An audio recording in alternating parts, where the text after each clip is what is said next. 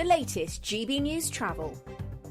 Good afternoon, I'm Gary King. In Hampshire, the eastbound M27, there's a lane closed after a breakdown between junction 8 at Hamble and 9 at Fareham. In Buckinghamshire, the clockwise M25 is partly blocked. Long delays after an accident between junction 16 at the M40 and 17 at Maple Cross. Delays so going back towards junction 14 at Heathrow. At Sheldon and in Birmingham, the A45 on Coventry Road currently blocked eastbound after an accident just between Sheaf Lane and Colway Avenue. In Cheshire, the eastbound M62, there's a lane closed and delays after a breakdown between junction 11 at Birchwood and 12 at the M60. And in North Lanarkshire, the southbound M80 looking very busy after an earlier accident just near the junction 4 at the M73. You can stay up to date throughout the day by visiting our website, gbnews.com. You could be joining the Great British Giveaway list of winners with your chance to grab a fantastic £50,000 in tax-free cash. My name is Cliff. And my name is Julie, and we won 25,000. I'd say don't hesitate, do it. If you're not in it, you've got no chance of winning it. For another chance to win, text cash to 63232. One entry costs £2 plus one standard network rate message, or text bonus to 63232. 5 entries cost £5 plus one standard network rate message. Go to gbnews.com/win. Entries start from just £2. You can call 0903 681 3232. Calls cost £2 plus your network access charge, or post your name and number to GB10 PO Box 8690 Derby DE1 9TT. UK only. Entrance must be 18 or over. Lines close at 6 p.m. on the 31st of January. Please check the closing time if listening or watching on demand. Good luck. In the GB Newsroom, we bring you the news as it happens. With our team of dedicated journalists across the UK, we're ready to keep you up to date with what's happening every half an hour, every single day. Bulletins here on GB News, the People's Channel, Britain's news channel. Every Saturday, 10 till 12, we'll bring you all of the news that you need to know. We'll also remind you that there is so much to smile about. It's my favourite time of the week. I get to relax, enjoy some light-hearted stories, and let Ellie teach me about fashion too. That's Saturday Morning Live, every Saturday, 10 till 12. Only on GB News, Britain's news channel. This is Britain's Newsroom, where your voice matters. It's just astonishing. With expert analysis and honest opinion, we don't just keep you informed. We bring you unique perspectives you won't see anywhere else. Can't argue with any of that. When the news happens, it happens here. On Britain's Newsroom, weekdays from 9:30 a.m. Only on GB News.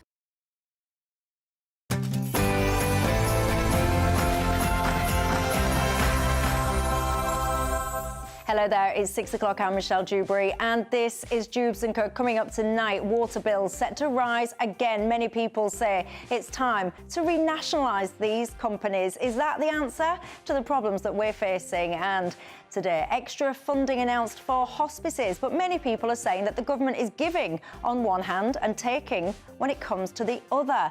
I speak, of course, of the national insurance rises, but I want to ask you as well, do we do enough for hospices? They have to rely so much on charity. Is that right? And a suggestion made today by one MP is that all other MPs should have to do compulsory work experience within the field that they are allocated. What do you think to that? So many inexperienced MPs is the argument. So is that the solution or not? And speaking of politics, should we have tougher laws when it comes to election donations? Interesting that they want to tweak those laws now, isn't it? You tell me your thoughts on that. And also, I want to ask you, Sharia courts, why have we become the Western capital? Your thoughts?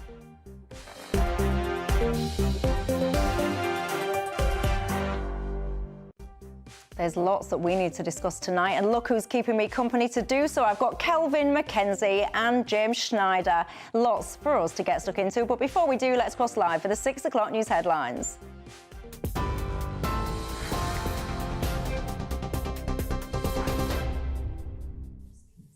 Good afternoon, it's 6:01. I'm Joe Casper in the GB Newsroom. Sir Keir Starmer has insisted he would not have done anything differently if he were to start his tenure as Prime Minister again. He's been facing questions from senior MPs and government departments at the Liaison Committee this afternoon. The questioning focused on the state of the UK economy, potential trade deals for the country, house building targets and the need for a ceasefire in Gaza. At the end, the Prime Minister was asked if he would do anything differently following criticism for decisions including denying WASPy women compensation, imposing new inheritance tax measures on farmers and the cut to winter fuel payments. No, we had to do tough stuff. We're getting on with it, and I'm very pleased to be delivering from a position of power rather than going around the division lobbies losing every night. I've had too much of that. Winter bills in England and Wales are to rise by an average of 36% over the next 5 years, water regulator Ofwat announced today. That's the equivalent of an extra £31 a year. The regulator said the increase would pay for a £104 billion upgrade of the water sector to deliver substantial, lasting improvements for customers and the environment. Ofwat is already facing backlash, with Liberal Democrat environment spokesman Tim Farron describing the regulator as toothless and defunct. It comes as around 58,000 homes in Hampshire are without water due to a technical issue, Southern Water are saying. The response to the incident is being coordinated by the government. 4 teenage boys have been jailed for life for the murders of 2 best friends who were stabbed to death in a case of mistaken identity. Mason Rist, 15, and Max Dixon, 16, died from stab wounds after being chased by the 4 armed teenagers in Knoll West area of Bristol at about 11 p.m. on the 27th of January this year. Their attackers, Riley Tolliver, 18, Cody Shy Westcott, 17, and 2 boys aged 15 and 16 who cannot be named due to their age, had been driven by Anthony Snook. All 5 were convicted of 2 counts of murder last month, following a 6-week trial at Bristol Crown Court. Snook was later jailed for life and ordered to serve a minimum of 38 years. Mason Rist's uncle David Knight spoke outside of court. No family should ever have to go through what our 2 families have gone through. These juveniles have not only destroyed our families, but to an extent their own lives and that of their own families. And we hope that as they grow older and mature, hopefully in prison, they do fully come to realise the extent of what they have done on that evening of Saturday the 27th of January. And they have to live with that for the rest of their lives.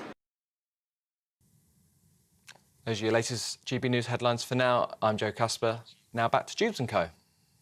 For the very latest GB News direct to your smartphone, sign up to News Alerts by scanning the QR code or go to gbnews.com/alerts.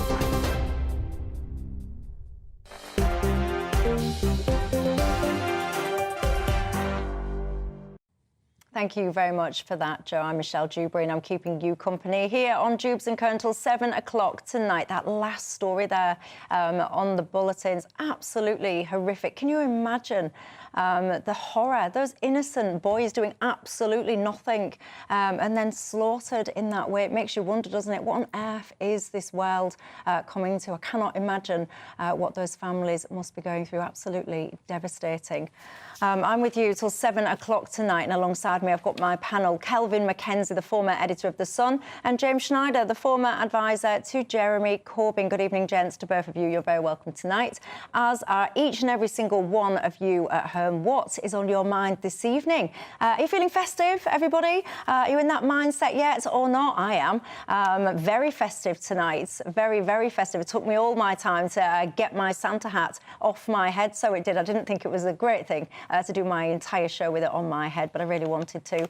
Lots we need to discuss tonight. You can get in touch with me all the usual ways. Email me, gbviews@gbnews.com. Go to the website, gbnews.com/yoursay, or, of course, you can tweet or X me. Before I get stuck into the topics here in this country, I do just want to reflect on another story that you heard on the bulletins there. Just so I want to show my respect, really, to this is really tricky for me with a whole accent, Giselle Pellicot. That lady in France, we all know the story. It is one of the the most horrific stories that we've ever heard. Her being drugged and raped by her husband and multiple other men. She is a hero in my eyes. Her husband sentenced to 20 years in jail. 50 other men as well involved in this, and that's just the ones that they know of. There were many others that got away with this currently scot-free because they couldn't identify them. Anyway, to me, she's a hero because she stood up, and her message is a simple one. She wants to swap the shame. She didn't proceed with anonymity. All of the details, the awful, horrendous details, they're there for us all to read and know about. And her message, as I said, a simple one. The shame shouldn't be on her, the victim. It should be on the men, the perpetrators. She's really a tower of strength and an inspiration to anyone that has experienced anything similar. I've got no doubt that she will have inspired victims to actually stand up, tackle things head on and say, no, we're not going to accept this violence against women. As for the men that did this, may they rot in their jail cells, quite frankly. That's all I've got to say to them. But look, top story here. Water bills, yet again, they are going to be increasing. When is this ever going to end, ladies and gents? Do you think we'll ever see a time where bills will actually start going on the decline? 36% they're estimated to rise over the next 5 years. It means that customers will be paying more and more money. The first year estimated about 80-odd quid. It might be starting to go down after that. We shall see.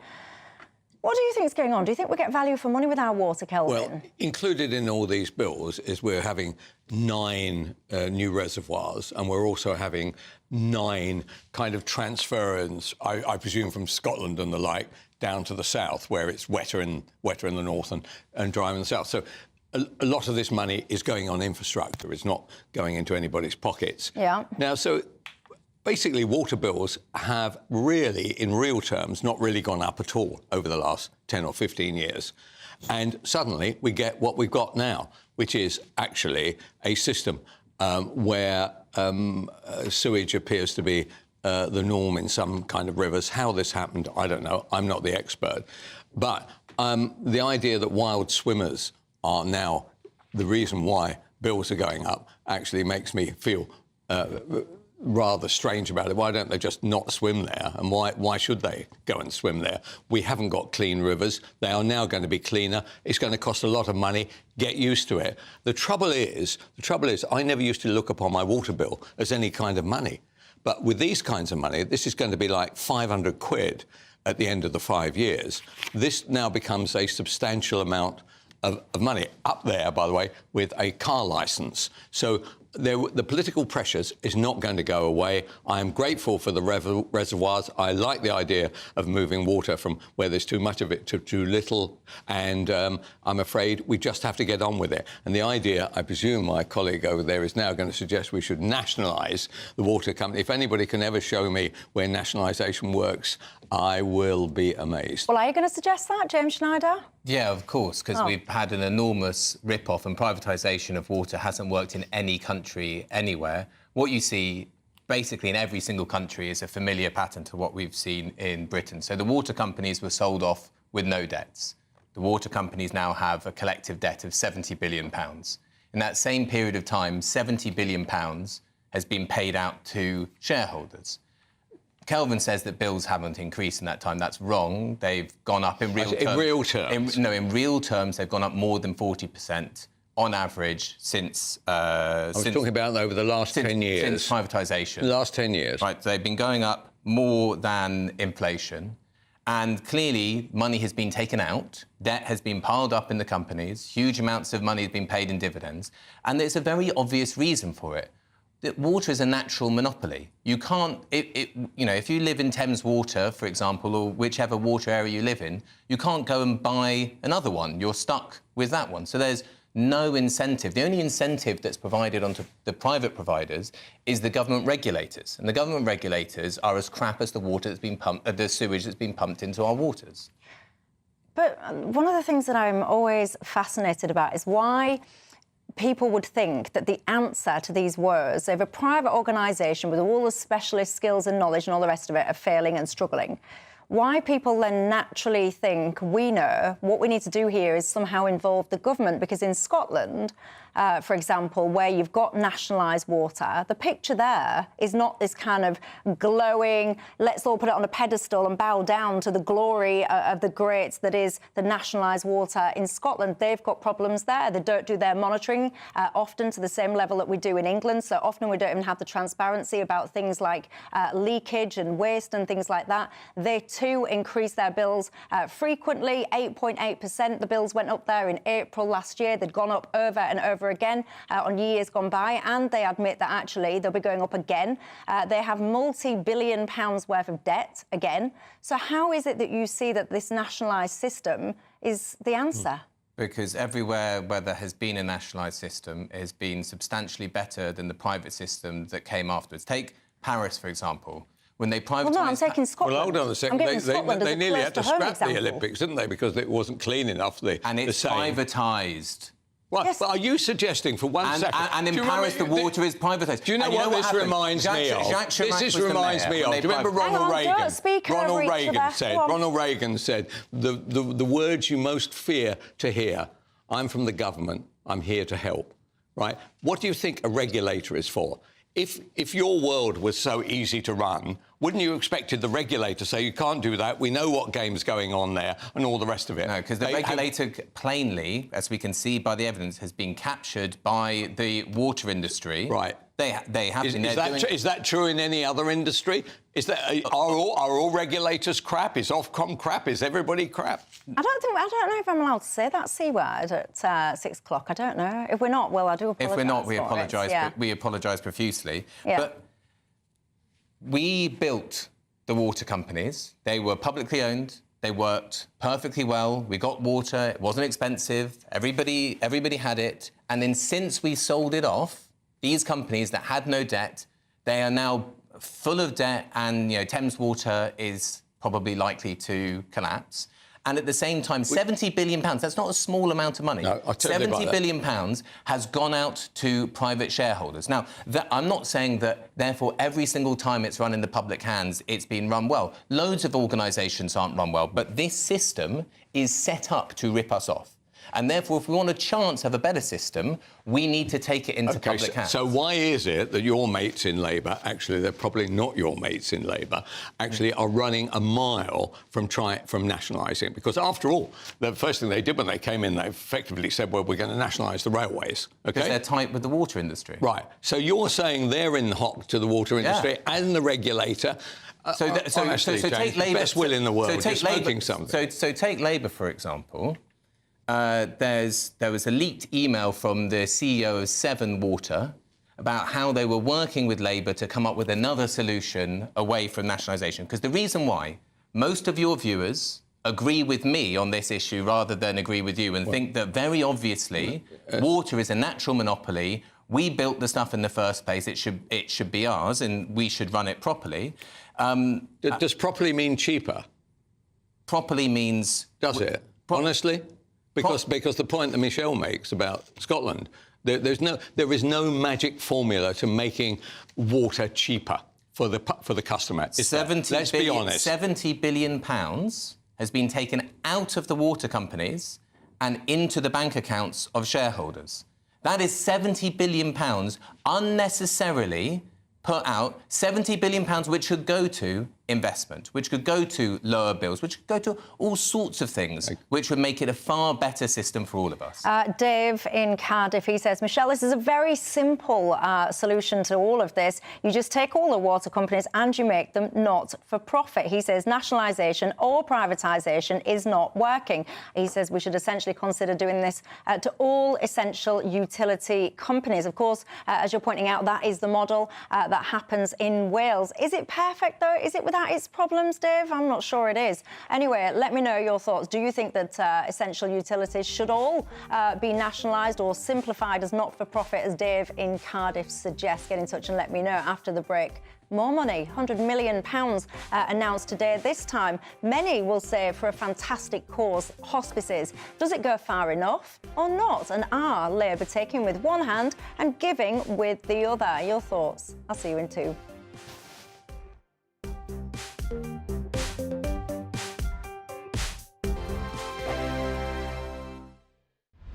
This is GB News, Britain's news channel. British 10-year-old has beaten Stephen Hawking and Albert Einstein in an IQ test, would you believe? Genius Krish Arora got the maximum score of 162, which puts him in the top 1% globally. Goodness me. Well, Krish's parents noticed his brilliant potential after learning he could read fluently by the age of 4. Krish, how does it feel to be a child genius? I feel really happy and privileged. Aww. Do you see it as a gift that you have? Yeah. Oh, that's just wonderful. Nichelle, what do you make of your child being a genius? When did it become apparent to you that Krish had something different, something special? I think at the age of 4, he was doing things that were way beyond and above his age. Yeah. He could read fluently, and he could spell correctly, and he was doing complex decimal divisions. So we thought that he's on to something. I think there's a spark out here. Wow. And how are you reading books, Krish? Did you just pick them up from your mum and dad's bookshelf and just start reading to yourself? We used to go to the library and we got books. Such a good tip. Such a good tip as parents. Yeah. Head to the library, take your kids to the library. So, Nichelle, can Krish just do it all? Is he just an all-rounder genius? Every subject, every talent, he can do it all? Absolutely, and he helps out the family as well. He's been teaching me grade 1 piano, and he hopes, and I repeat, he hopes that I'm going to complete it in 12 months' time. And he also helps out Mum, because when Mum is teaching his sister, Mum sometimes says, Krish, go solve that problem and, help your sister out. So, yes, he can do it all. Krish, you're a superstar. GB News, the People's Channel. Nightmare commute? Kick it up a gear with GB News Radio. You can listen online and on DAB+ and on the GB News app. We're also on TuneIn and the Radio Player apps. From the school run to rush hour, get revved up with GB News Radio. We are the People's Channel, Britain's news channel. We're proud to be GB News, the People's Channel, and as you know, we always love to hear your views. Now, there's a new way of getting in touch with us at gbnews.com/your say. By commenting, you can be part of a live conversation and join our GB News community. You can even talk to me, Bev Turner, or any of the members of the GB News family. Join me, Nana Akwe, for an informative, interactive news programme with a difference. It's fun. No, he didn't say that, though. I'm so surprised. I think there's an element of truth to that. Join me from 3 p.m. every weekend, only on GB News, Britain's news channel.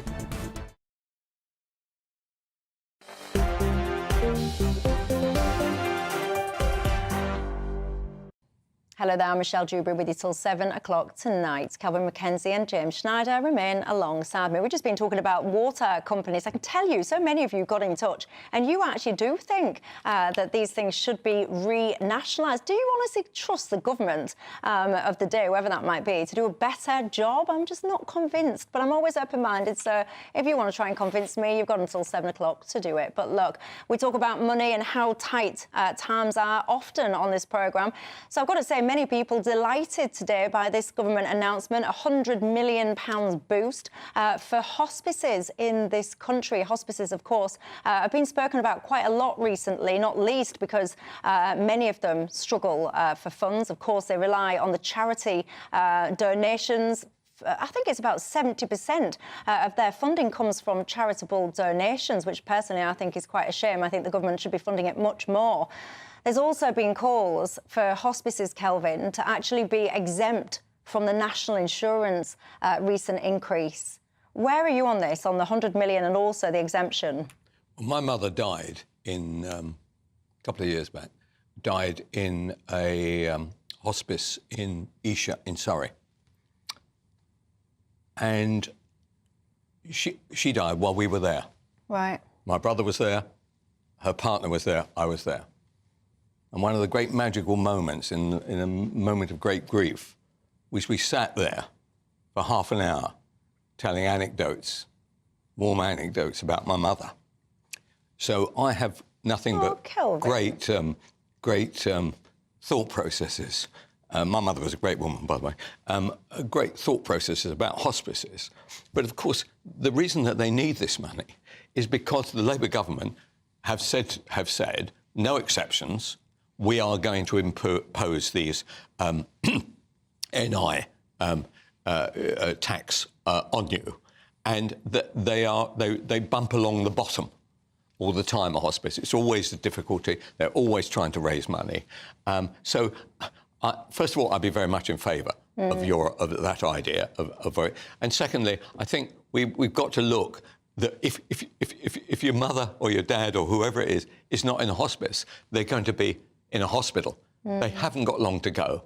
And I was very grateful over the fact that they weren't just pulling a curtain round you in some public hospital somewhere, which is overworked and overstressed. And I was able, and my brother and his partner and my mother's partner were able to say farewell under those circumstances. I didn't know about your mum, and I'm sorry to hear that story. And I think you highlight, with what you've just been sharing, the remarkable work that hospices do, the remarkable people that work and volunteer as well at hospices. And, you know, I touch wood, I haven't needed to rely on the services, but they are angels. I think they are angels. And I think it is to our nation's shame that the government provides such little funding. I think it's a third of the income of the hospices comes from the government. And as I was just explaining, the rest comes from donations, charity, and so on. And actually, when you think about the crucial work that these people do, James, to even need to be spending so much of your time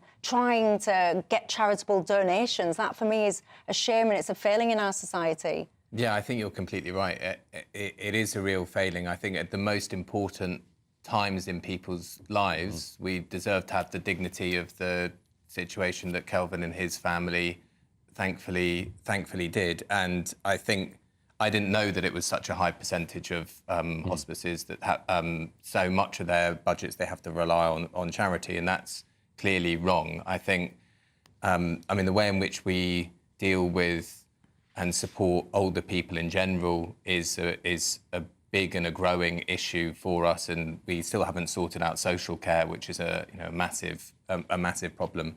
And I think really, I mean, of course, more money is welcome, but 100 million is not an enormous amount of money in the grand scheme of things. And I think probably we should have a kind of a proper conversation and then some kind of settlement that does fund social care and hospices in a proper way so that everybody can have the dignity for themselves and for their loved ones. I want to just bring Wes Streeting into this as well. So shall we listen to him making the announcement of this money?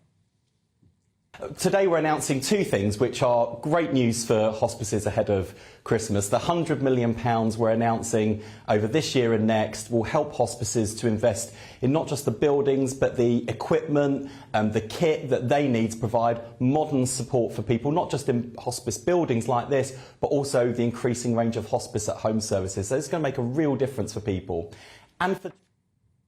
And I've got to say as well that elicited another response as well, this one from Neil O'Brien, former Health Minister. Now, at this time of year ahead of Christmas, many charities, including hospices, are trying to raise funds.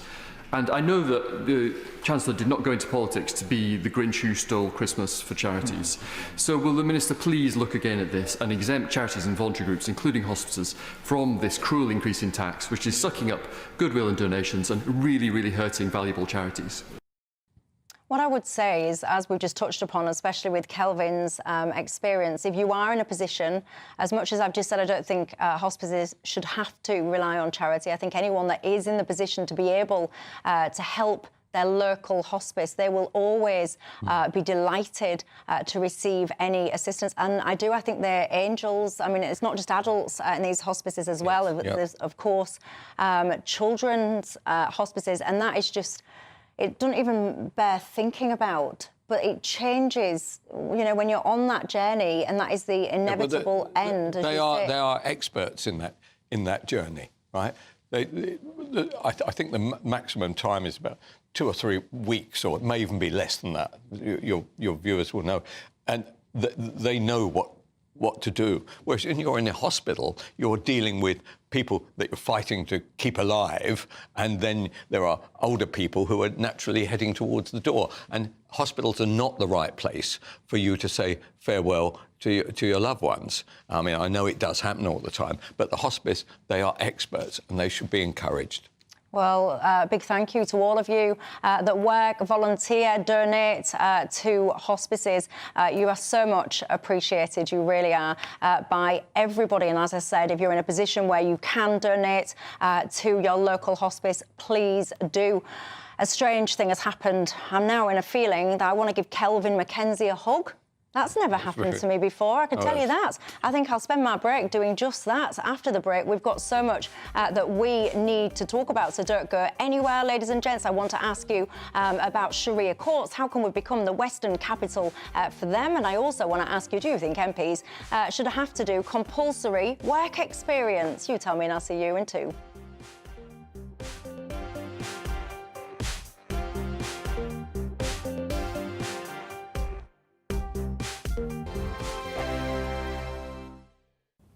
Hello there, good evening. Welcome to your GB News weather update from the Met Office.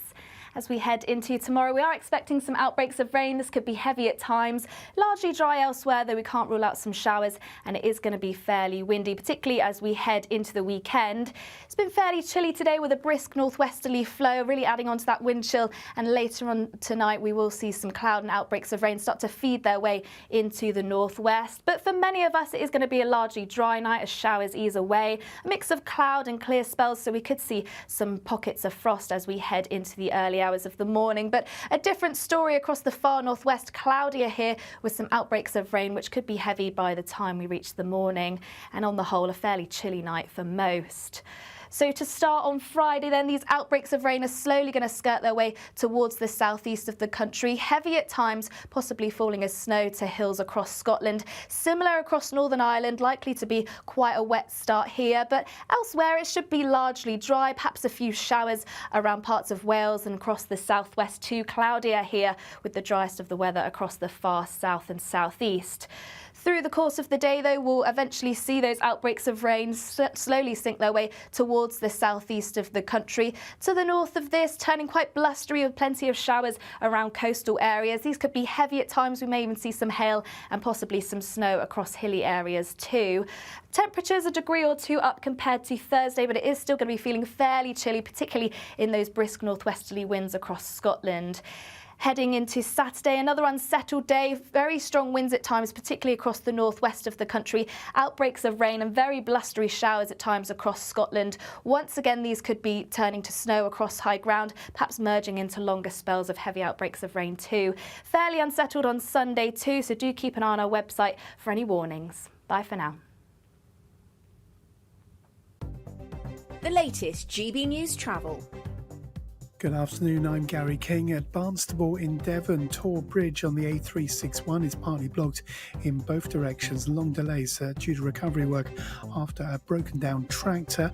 The Dartford Tunnel on the M25 looking busy after an earlier breakdown. In Buckinghamshire on the clockwise M25, long delays after an earlier accident between junction 16 at the M40 and junction 17 at Maple Cross. Delays still going back towards junction 14 at Heathrow. Also anti-clockwise on the M25 in Essex. There's a lane closed and delays after a breakdown between junctions 16 at Waltham Abbey and 25 at Enfield. And in Merseyside, southbound M57, 2 lanes closed and delays after an accident around junction 4 at Knowsley. And that's the latest. You can stay up to date throughout the day by visiting our website gbnews.com.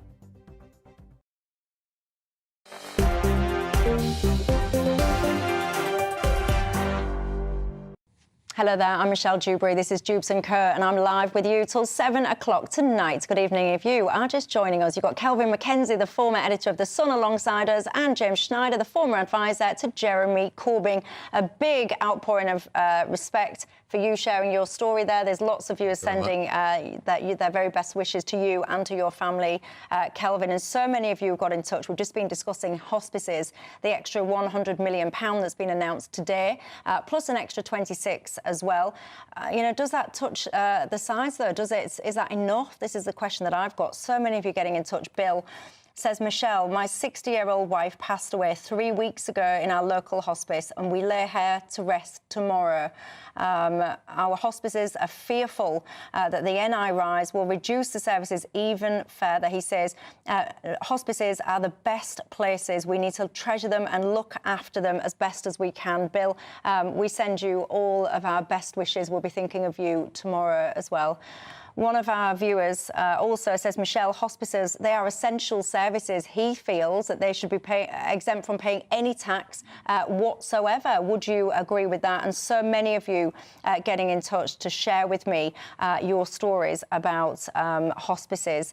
It's really, really touching. And I promise you, I make all of my efforts that I can. I read as many of your emails. I try and read all of them. So if you are emailing me about your stories, please don't feel that they are being ignored, because they most certainly are not. I will promise you that. And my thoughts are with all of you that have had very tragic experiences in hospices.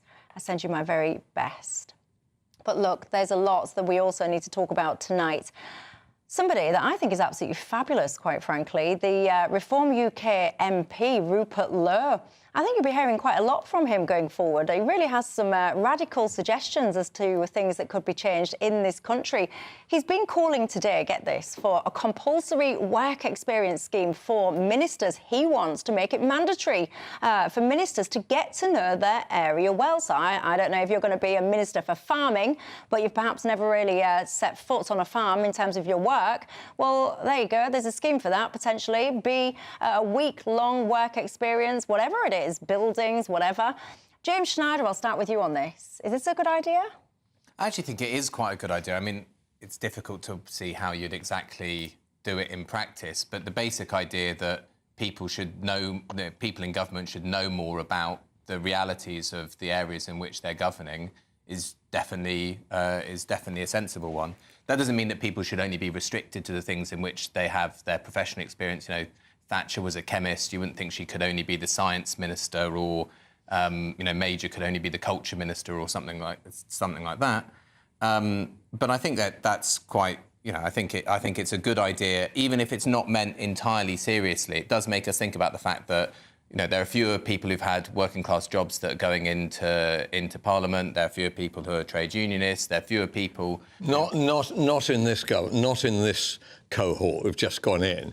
And the vast majority of the Labour MPs. Corporate lobbyists. No, actually, they came through the trade. They came through the trade union movement. Actually, sadly, not very many of them, relative to other things like lawyers, corporate lobbyists, and so on. We've got way too many of those.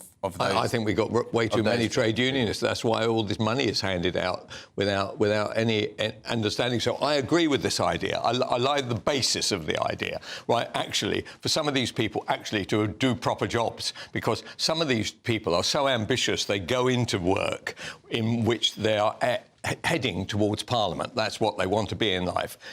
So I think that they should actually be given night classes in what actual work actually looks like, as distinct from being solicitors or actually the business secretary, for instance. The business secretary, as you well know, knows nothing about business. He did about 2 years. I think he did 2 years study as a lawyer, and then finally he ends up explaining to us all about why having huge increases in minimum pay and massive increases in NI is good for business in some rather curious way. The effect of which tonight the Bank of England said basically our economy is now going down the tube about 100 miles an hour. So it'd be very nice if we had slightly more people with a more rounded experience of life, i.e.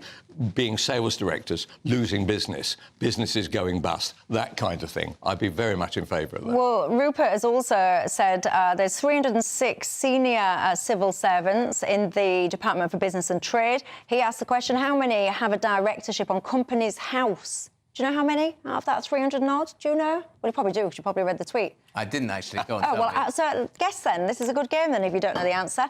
Out of 306 senior civil servants in the business for trade and, in the Department for Business and Trade, how many have got a directorship on Companies House? I imagine there could be an issue with conflict of Totally interest. So it might be zero, because you don't. I mean, you don't want someone who's a senior civil servant who's overseeing, let's say, the haulage sector, and they've got shares in one. Unless they're loosely related to a family business or something that doesn't do any business with government. Yeah. I don't know many. 3. 1. That's the answer. The answer there is 1. He doesn't think that's enough. That suggested mandatory work experience. Would you back that or not? I also want to stick with the theme of politics, because the Electoral Commission has called on the government to strengthen the rules around political donations. This is all apparently to try and protect the electoral system from what they regard as foreign interference. What suspicious timing. Can't help but notice this. It's amazing. All about the time. I mean, what a coincidence we stroke our chin and pontificate on. Of course, now that there's conversations about Elon Musk potentially getting involved. This is a great thing, by the way. A great thing on a number of levels. What is? Right. The idea that the money may come in, however much it is, 5 million, 10 million, $100 million, who knows, right? It's having 2 effects.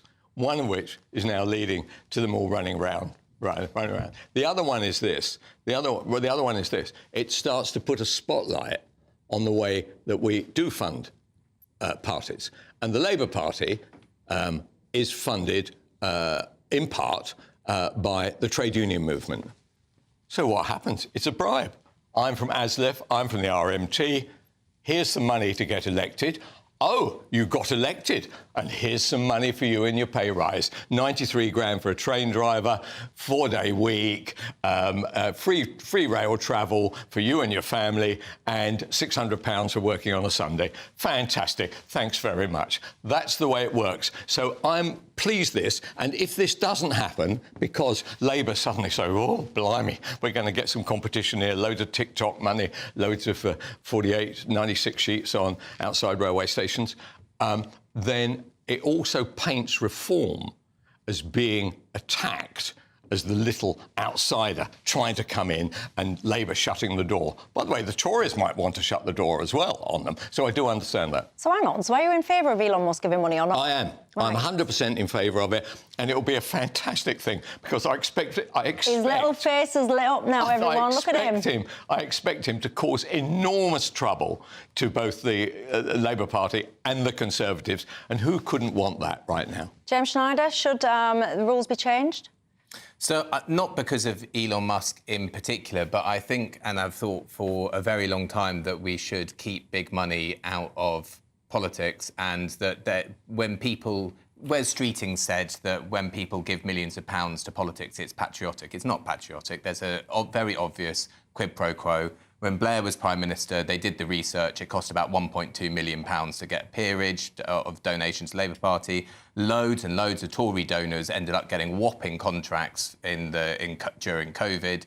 It's a system of organised corruption which shouldn't be allowed. There should be a strict limit on the amount at which an individual should give. And if a collective entity wants to give the money, then it should have a democratic vote from its members. So if a company wants to, then its staff should vote on it. If a union wants to, then a union's membership should vote on it. Do you see any corruption in the union to Labour money? No, I don't. The actual... So the picture I painted of ASLEF and the RMT...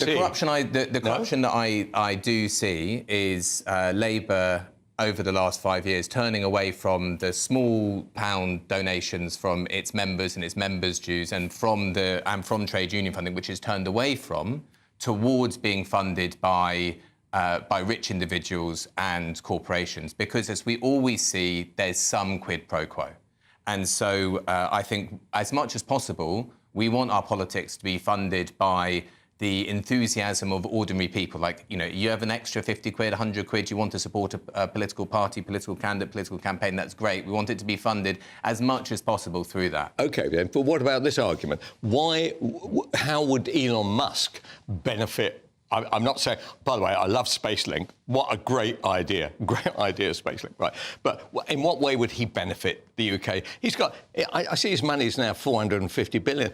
Honestly, the UK is of no consequence. So Elon Musk is a businessman, and he made a very smart gamble on the US election. He gave between 150 and 250 million, depending on the reporting you read, to Trump and to Trump super PACs. And on the day of the election, his net wealth went up by 26 billion. And continues to rise. And continues to rise. Because the economy of the United States is going to do so well because of these people, whereas the economy under Labour is going down the tube. Also, people rightly think that regulations are likely to be skewed in the direction that Elon Musk likes. This is not the kind of way in which we want to run our politics. We're actually lucky in this country.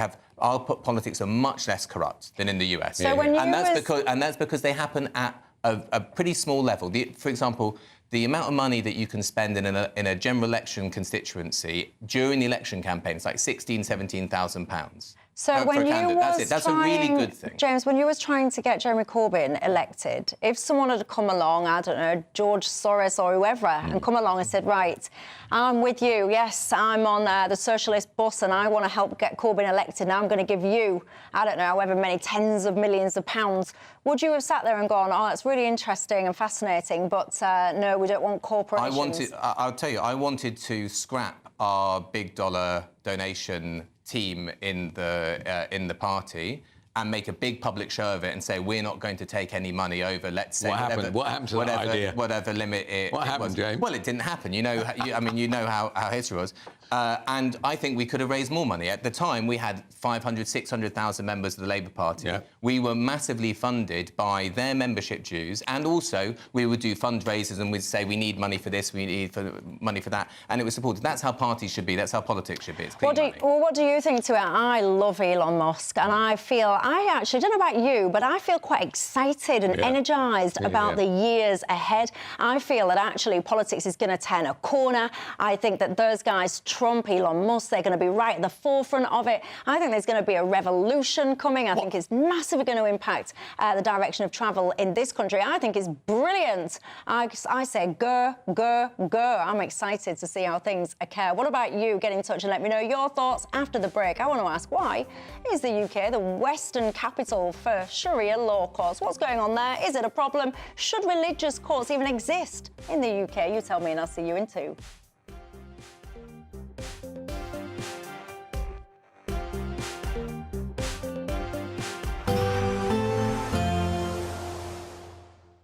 I forecast a perfect holiday in the sun.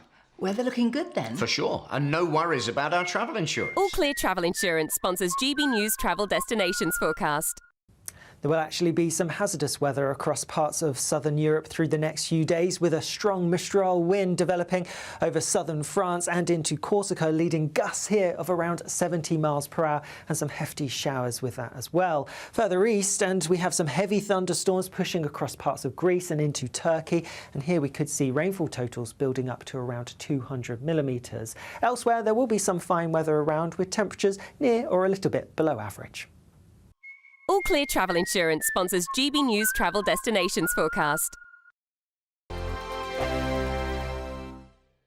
Sunday with Michael Portillo from 11, only on GB News. Britain's Royal Collection of Art is one of the most important and largest in the world.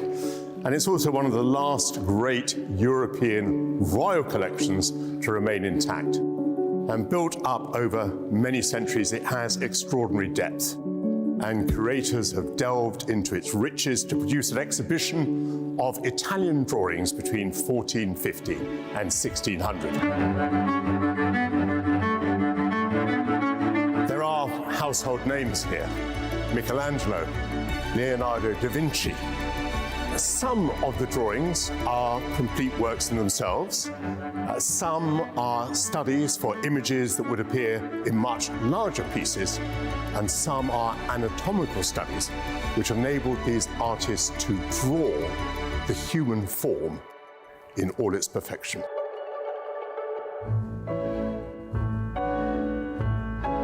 This is the earliest drawing in the exhibition of around 1450, and it's made by Fra Angelico, the great Florentine painter. It may seem an obvious thing to say, but we only have drawings like this if they have survived. And these drawings were not seen at the time as works of art.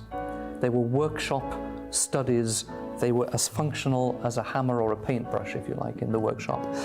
But the fact that a drawing would survive from 1450 to the present day shows that first it was useful, and it was a work that would have been referred to constantly in the artist's studio, and only later was it valued by collectors as an exemplar of the artist's genius, if you like, the way in which we might think of it today.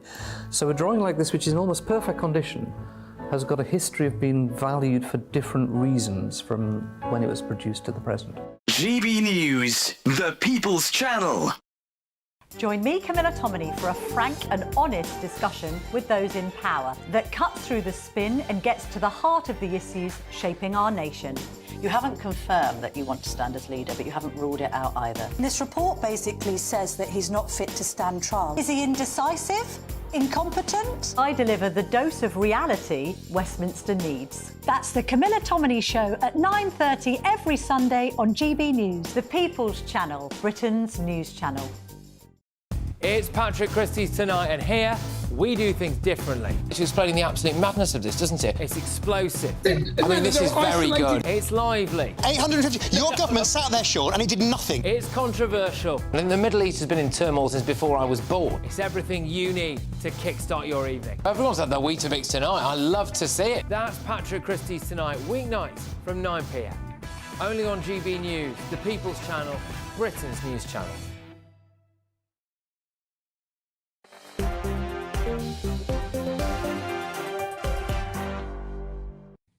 Hi there, Michelle Dewberry, keeping you company till 7 o'clock. Kelvin Mackenzie and James Schneider alongside me. John, I've just been reading your message about your wife passing away. You are giving a lot of credit to St Giles's Hospital in Whittington.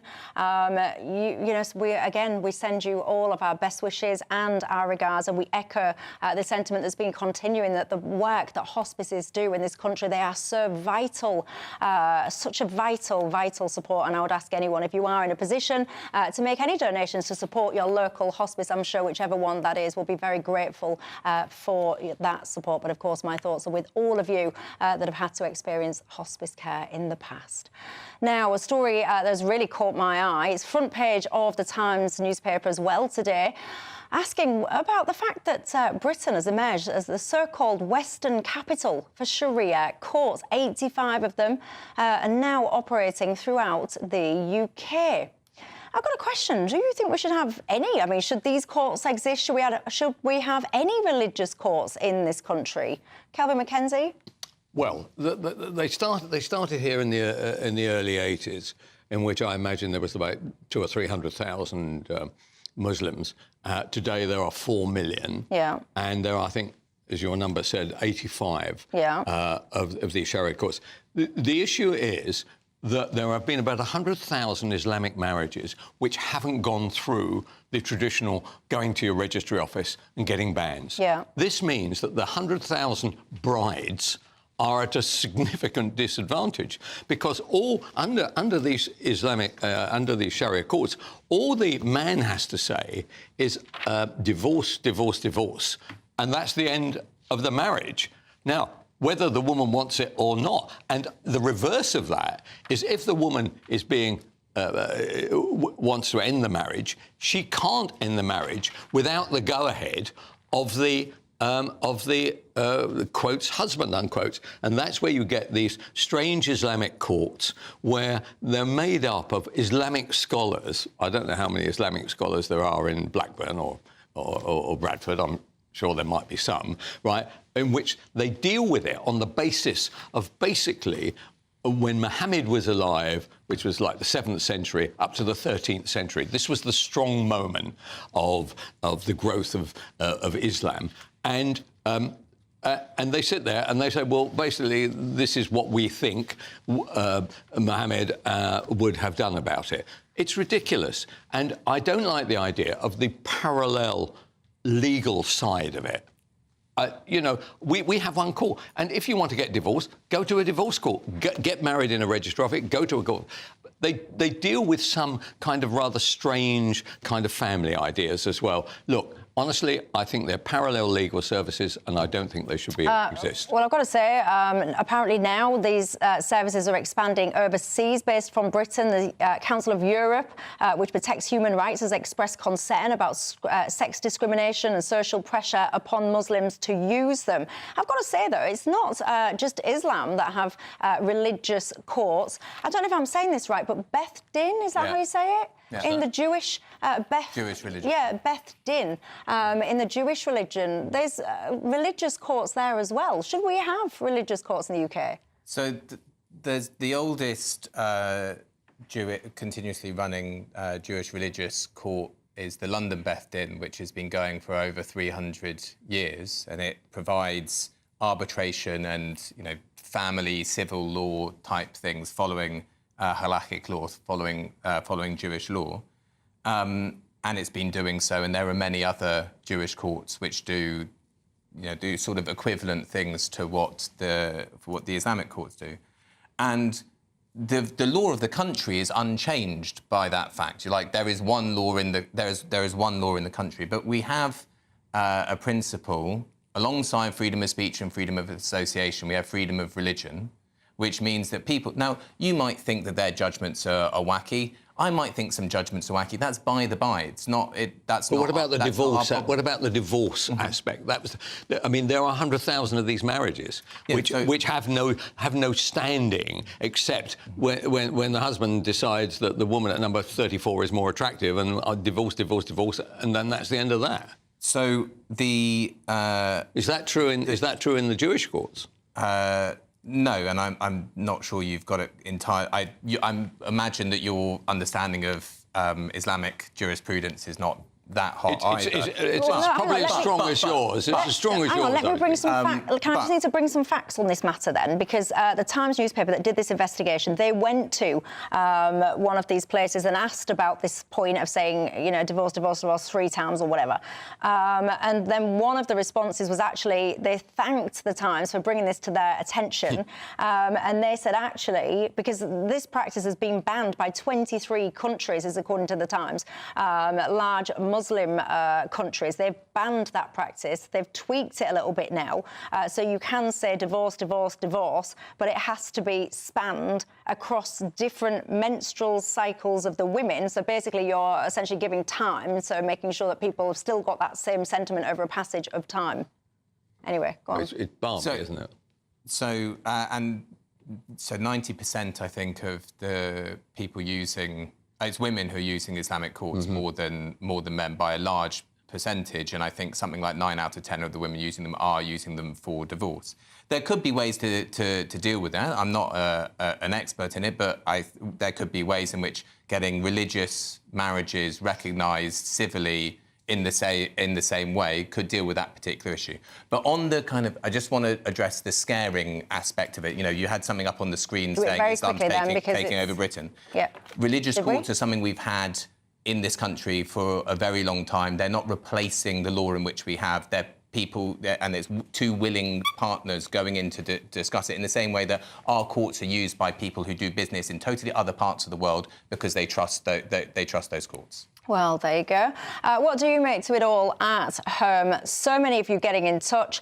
Sam says, why don't we clear the backlog in our courts by using the Sharia courts to process things quickly? There you go. That's a thing. And lots of support coming through for hospices as well. But for now, that's all I've got time for. Thanks, gents. Thanks to you at home. Up next, Nigel Farage is out and about tonight, everybody. Don't go anywhere. I'll see you tomorrow night. We'll see a cold snap, which will quickly develop into a warm front. Boxed Boiler Repairs, sponsors of weather on GB News. Hello there, good evening. Welcome to your GB News weather update from the Met Office. As we head into tomorrow, we are expecting some outbreaks of rain. This could be heavy at times, largely dry elsewhere, though we can't rule out some showers, and it is going to be fairly windy, particularly as we head into the weekend.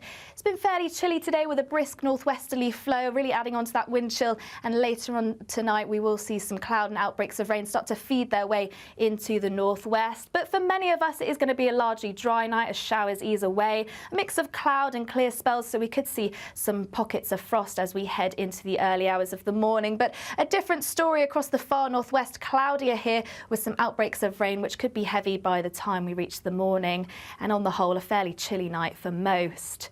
So to start on Friday then, these outbreaks of rain are slowly going to skirt their way towards the southeast of the country. Heavy at times, possibly falling as snow to hills across Scotland. Similar across Northern Ireland, likely to be quite a wet start here. But elsewhere it should be largely dry, perhaps a few showers around parts of Wales and across the southwest too. Cloudier here with the driest of the weather across the far south and southeast. Through the course of the day, though, we'll eventually see those outbreaks of rain slowly sink their way towards the southeast of the country. To the north of this, turning quite blustery with plenty of showers around coastal areas. These could be heavy at times. We may even see some hail and possibly some snow across hilly areas too. Temperatures a degree or two up compared to Thursday, but it is still going to be feeling fairly chilly, particularly in those brisk northwesterly winds across Scotland. Heading into Saturday, another unsettled day, very strong winds at times, particularly across the northwest of the country. Outbreaks of rain and very blustery showers at times across Scotland. Once again, these could be turning to snow across high ground, perhaps merging into longer spells of heavy outbreaks of rain too. Fairly unsettled on Sunday too, so do keep an eye on our website for any warnings. Bye for now. A nice bright morning will generate a lovely warm day, right through to the evening. Boxed Solar, sponsors of weather on GB News. It's the biggest, greatest Great British giveaway so far, with your chance to win a spectacular £50,000 in tax-free cash. 2025 could be amazing, with plenty of treats, holidays and fun on the horizon. How would you enjoy that cash? £50,000 will make someone our biggest ever winner. For another chance to win, text cash to 63232.